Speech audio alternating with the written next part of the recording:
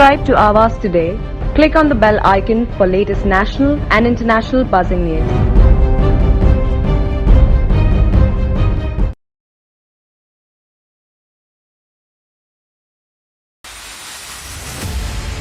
पूर्णपणे पाणी फिरत सर्वोच्च न्यायालयाने स्पष्टपणे सांगितलेलं आहे की स्टेटस को एंटे करता येणार नाही. उद्धव ठाकरेंना पुन्हा मुख्यमंत्री बनवता येणार नाही. उद्धव साहब जीत के आ जाते तो भी उन्होंने कोई ऐसा परफॉर्मेंस दिया नहीं था 2.5 साल में कि जिसकी वजह से लोग उनको याद करें. साहब का काम करने का तरीका अलग है और कोई ऑन द स्पॉट डिसीजन लेने वाला सीएम मिला है. तो इसको नैतिकता बोलने के लिए उपन्यास को कि नैतिकता सिर्फ इमोशंस के ऊपर पॉलिटिक्स नहीं चलता है. सिर्फ इमोशंस के ऊपर लोगों के घर में चूल्हा नहीं जलेगा. कुठेही म्हटलं नाही की त्यांनी राजीनामा दिला नसता तर त्यांना आम्ही परत आणलं. त्यांनी म्हटलं की हे सर्कमस्टान्सेसच नाही आहे. त्यांनी राजीनामा दिला आहे त्याच्यामुळे याच्यावर टिप्पणीच करायची आवश्यकता नाही. आणि जी मागणी शिवसेनेने पिटिशनमध्ये केली होती की उद्धव ठाकरेंना पुन्हा मुख्यमंत्री बनवा, त्यांना बनवताच येत नाही.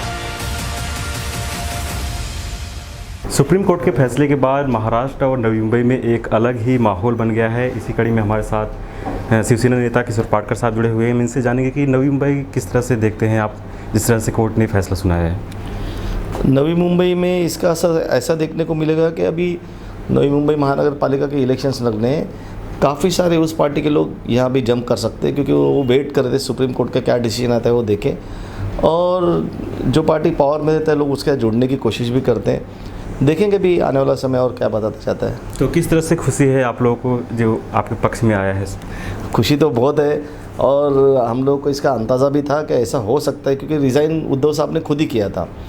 दूसरा अभी एकनाथ शिंदे साहब जिस हिसाब से लोगों का काम कर रहे हैं, सुबह के 4-4 बजे तक काम करते हैं, फाइल साइन करते रहते हैं, लोगों को मिलते रहते हैं, गरीब से गरीब आदमी उनको मिल सकता है. तो इससे लोगों का ही काफ़ी भला होगा.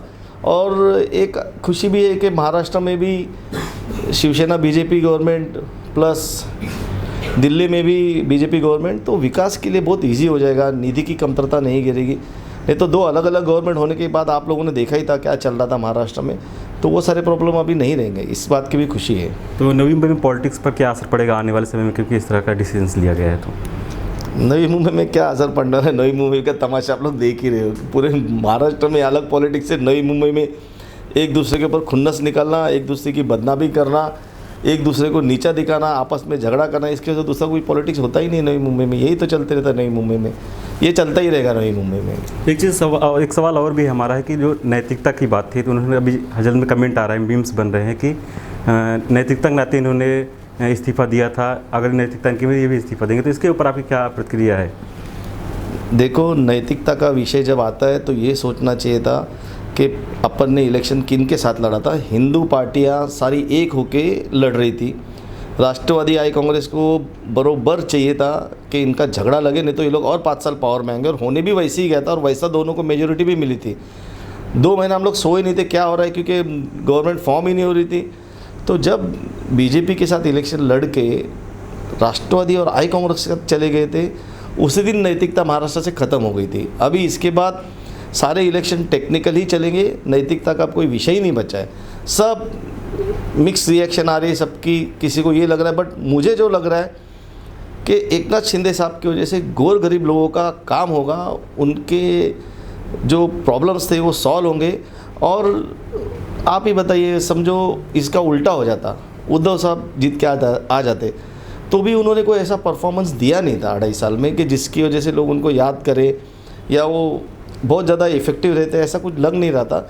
और इनको प्रशासकीय अनुभव भी ज़्यादा है और एकनाथ शिंदे साहब का काम करने का तरीका अलग है और कोई ऑन द स्पॉट डिसीजन लेने वाला सीएम मिला है. तो इस बात का हमको आनंद है कि इस तरीके से हुआ है.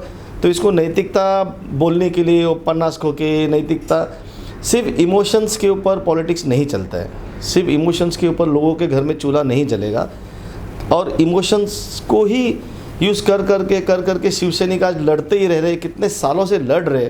वो बेचारे कभी रूलिंग पार्टी में रहते ही नहीं हैं और उनको जो तकलीफ़ है वो देख के बाला साहब को भी कितना बुरा लगता होगा कि शिवसैनिक जो है ये हमेशा संघर्ष की भूमिका में रहते हैं.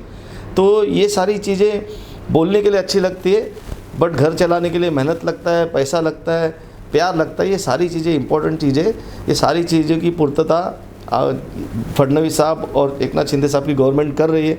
अभी अपने को सेंट्रल गवर्नमेंट से भी इतने फंड्स आ रहे हैं, अगर वापस कभी वो लोग आते तो वापस अपने को वही झगड़ा देखने मिलता है, ईडी का लफड़ा, ये लफड़ा, वो RA कारशेड कैंसर, ये कैंसर, प्रोग्रेसिव डिसीजन नहीं होते थे। तो ये अच्छा हुआ है महाराष्ट्र के लिए। तो आने वाले समय में जो UBT में हैं नेता लोग वो भी आएंगे शिंदेगढ़ में? वो अभी वरिष्ठ लोग देखेंगे। नवी मुंबई में तो काफ़ी सब ऑलमोस्ट सब लोग ही इस तरफ आ जाएंगे, मुझे ऐसा लगता है। धन्यवाद। बहुत बहुत धन्यवाद हमारे साथ जुड़े रहने के लिए। ऐसे ही और भी लोगों से हम मिलेंगे, उनकी क्या प्रतिक्रिया है सुप्रीम कोर्ट के फैसले के प्रति। वीडियो जर्नलिस्ट मित्रों के साथ पंकज बेनोसी की रिपोर्ट, आवाज़ today, Navi Mumbai. Subscribe to Awaaz today. Click on the bell icon for latest national and international buzzing news.